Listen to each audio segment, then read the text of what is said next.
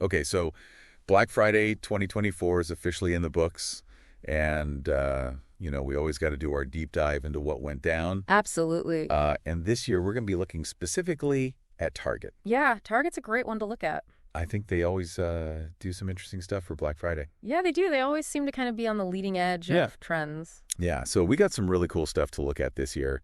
We've got information straight from Target itself.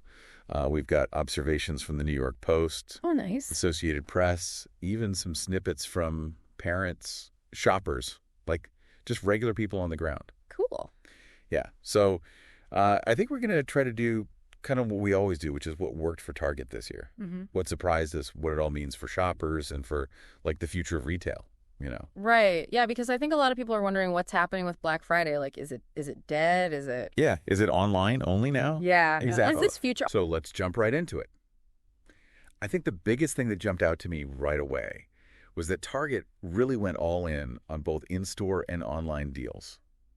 Yeah, that's really interesting. I mean, it seems like they recognize that, they still got to cater to both crowds. Yeah. Because I think for a while it seemed like everybody was saying, oh, brick and mortar is dead. Everybody's going to shop online. Yeah. And Target's like, nah, we're going to do both. Yeah. And I think they also kind of signaled that they were expecting a big turnout because they extended their store hours dramatically this year. That's right. Yeah, I saw that too. So like on Black Friday itself, they opened at 6 a.m., which is pretty standard. Mm-hmm. But then from November 30th all the way to December 23rd, they were open until midnight.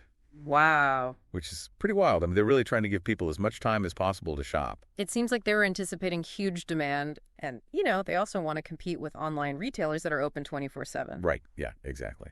So it's really interesting that they're trying to kind of bridge that gap between the convenience of online shopping and the experience of going into a store. Yeah, for sure. So let's talk about some of those deals because I think yeah, let's get into the nitty-gritty. that's really what everybody wants to know about, right? For sure. So for tech lovers, Target was offering the Apple AirPods Pro 2 for $154.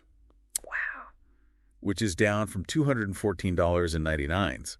Wow. Which is down from $214.99. So that's a pretty significant discount. That's pretty tempting, Yeah. especially for, people who've been thinking about getting those, Right. like a little extra push. Exactly. Maybe some holiday gifts. Yeah. And then for home chefs, they had the KitchenAid stand mixer for $280. Oh, nice. Originally, $449.99. That's a big discount. Yeah. So again, a really big discount on a very popular item. Makes you want to upgrade your kitchen. Right. And then, of course, we can't forget about the parents who are trying to get all the toys. Oh, yeah. For the holidays, Target offered up to 50% off on popular brands like Lego and Transformers. Wow. So, I mean, you're looking at like serious savings there. Right. Like, I bet the toy aisles were packed. Oh, I'm sure they were. Yeah. It's interesting, though, because, with all these deals available online, did people even bother going to the stores? That's a great question. Okay. Because I know I do a lot of my shopping online, especially during the holidays, because it's just easier. Oh, yeah, yeah. You don't have to deal with the crowds. Yeah. No, you're right. So I was curious about that, too. And the Associated Press actually noted that foot traffic at Target stores was high, but it didn't quite reach pre-pandemic levels. So maybe people are still a little hesitant to be out in those big crowds. Yeah, that's possible. Or maybe it just means that online shopping really is becoming the dominant force. Right. Yeah.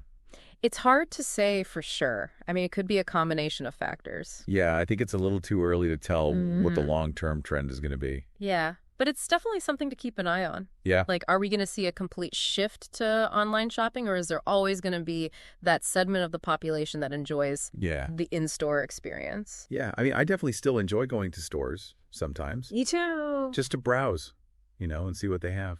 Yeah. There's something about like being able to touch and feel the products. Right. That you just don't get online. Yeah, for sure. And speaking of online shopping, Black Friday isn't even just a one-day event anymore. That's right. Like Target was already promoting their Cyber Monday deals. Yep.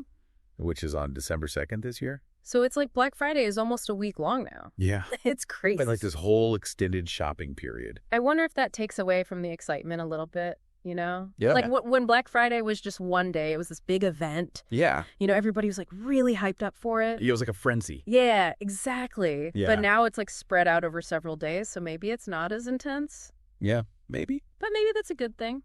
Yeah. I mean, it's probably less stressful for shoppers. Yeah, and for the retail workers. Right, exactly. Yeah. So Maybe it's a win-win. Could be. So I think overall what we saw from Target this year was a really strong commitment to Black Friday.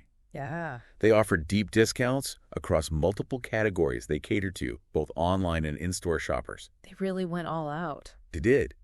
But the big question is the traditional Black Friday shopping frenzy as we know it changing? That's the question. With the rise of online shopping and these extended sales periods, what does the future hold for big retail events like Black Friday? Yeah. What does it look like in 5 years, 10 years? Right. Is it just going to be like another day, or is it going to be something completely different? Yeah. I mean, it's really interesting to think about. It is for sure. And we'd love to hear your thoughts on this, so let us know in the comments. Yeah, we want to know what you think. What do you think the future of Black Friday looks like? Let's have a conversation about it. All right, thanks for joining us for this deep dive into Target's Black Friday strategy. Yeah, thanks for listening, everybody. We'll see you next time. See ya. Bye. Bye day. Today is your lucky day. Today is the day that our $3 website works for you, paying you directly to your PayPal daily. Imagine $3 ongoing continuous payments to your PayPal account. Imagine falling asleep and waking up to $300 in your PayPal account. How would this make you feel? How could this help you? What bills could you pay? What kind of fun could you have? What does that retirement look like now? All for a one-time payment of $3. This website is DFY done for you, fully built and completely hosted, and never stops collecting payments for you. You have spent $3 on coffee on a regular, but that coffee won't help you create multiple streams of income. Click the link below.